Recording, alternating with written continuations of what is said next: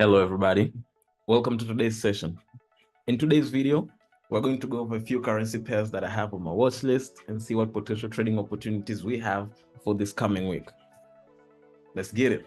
Feels good to be back, man. Feels good to be back. So let's dive right into that. So we're going to start off with DXY, the US dollar currency pair, obviously our favorite because this gives us a potential view of what's really going on with the rest of the pairs, as we know that the Forex market is moved by 80% of the moves are made based off the US dollar. So once we know what's happening with the US dollar, we have better chances of understanding what other pairs are doing. So starting off with DXY, as I said, we can see like it's in an uptrend. As you can see, we had this high, prices created a higher low, same high, obviously a little bit higher, but the wicks only reached there, the body didn't close above, and then prices created a higher high. So what I'm thinking right now is that prices have a potential of creating a higher low again here, as we have a third touch on this ascending trend line, and prices did break above this descending trend line, so this will act as a retest. So here we have two confluences, actually three, because there is also a market structure here. So we have the Fibonacci trend line and market structure. So we have three confluences here that indicate that prices have a higher possibility of going long rather than going short. So what does that mean? That means that prices have a higher possibility of buying, right? Okay, let me just use this. So I'm anticipating to see prices from here take off and hit these markets, these highs here as the first target. And then from there, I'll be anticipating to see if prices have the momentum to break here. I'll be anticipating them to keep on pumping until they reach that high up there. So that's my view on the US dollar, right? Now, how will that be impacting the other currency pairs?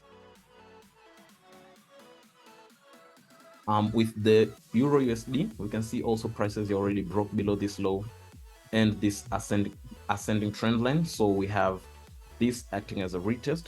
So I'll be anticipating to see prices, drop, these being the first targets. And then from there, prices, after they break here, we'll be looking to see prices dunk until they reach all the way down here, right? So that will be the second target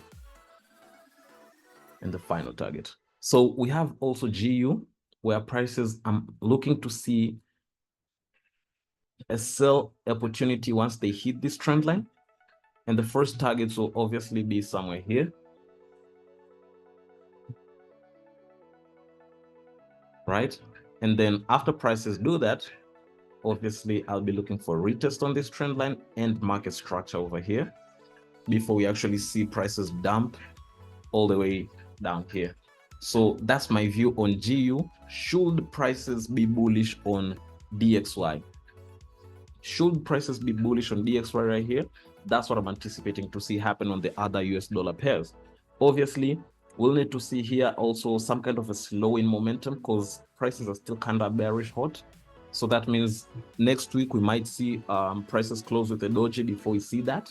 But that's the overall move that I'm anticipating to see. So now we move into JPYX. Obviously, if we look at here, what's the anchor candlestick? The anchor candlestick is this bullish candlestick here, as no candle has closed below it. So it means that the bulls are still in control of this.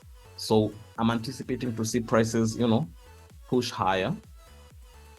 Although prices are right now still kind of, bearish. So I won't obviously take a trade until I actually see a reversal. Now, should prices keep on dumping and then they break below here, we'll be looking for sells. However, my bias is that prices will keep on buying because the anchor candlestick is still bullish. Should prices break below here, we'll be looking for sells, but my bias is that prices will buy. So if it gives us a confirmation or a bullish confirmation, then we'll be looking for buys. Now, I'm going to analyze the market according to my bias. So with JPY, we can see prices actually slowing down, and we can see the anchor candlestick is this bearish candlestick, as we understand that JPYX and JPY are inversely correlated. So obviously here we'll be looking for sells. So from here, I'll be looking to see prices sell from there, break these structures, retest, and then, you know, dump all the way down here.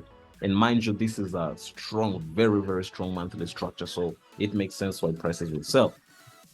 We have Euro JPY, same thing. I'm anticipating to see prices sell. I don't really think prices can break this structure because it's a very strong structure. However, CAD JPY is actually the one that's a little bit more convincing, as prices closed with the doji indicating a lack of momentum. With Euro JPY, you can see prices trying to push high. You know, I don't really like the way this setup is formed, so we'll be focusing on CAD JPY. We also have USD JPY. You can see here the anchor candlestick is this solid bearish candlestick, and prices have already lost momentum. So obviously, once that happens, we just keep on dumping. So that's just my view on the coming week, and obviously we'll see how it goes on the JPYX pairs. We have gold, where prices have reached these highs again. So obviously right now it's an easy choice. Like, should prices break above that, we'll be looking for a bullish continuation, right? Should prices reject off that, it will have formed a double top. So once it retests that, it's easy for prices to come all the way down here and retest these highs. So it's either, if prices break above here, we get to retest and keep on pumping higher. And if it does break below that, or if it gets rejected off there, then we'll be looking for that retest, continuation, and sell all the way until down here. That's my gold bias. That's my gold view. Now, I'll remember we also started analyzing Bitcoin.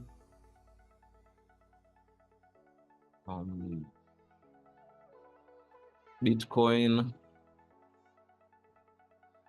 Let's just use this one. Okay, so BTC, you can see last week prices have started being bullish again. They've started pumping, right? We are now at 67.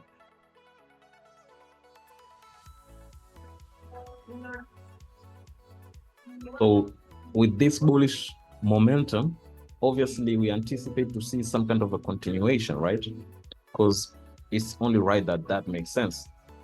So let's try first throwing in a Fibonacci. See how it played out. So it almost hit the 0.5, but it did reject off the 0.3. As you can see, it didn't close below the 0.3. So now, where should we be anticipating the next move to go?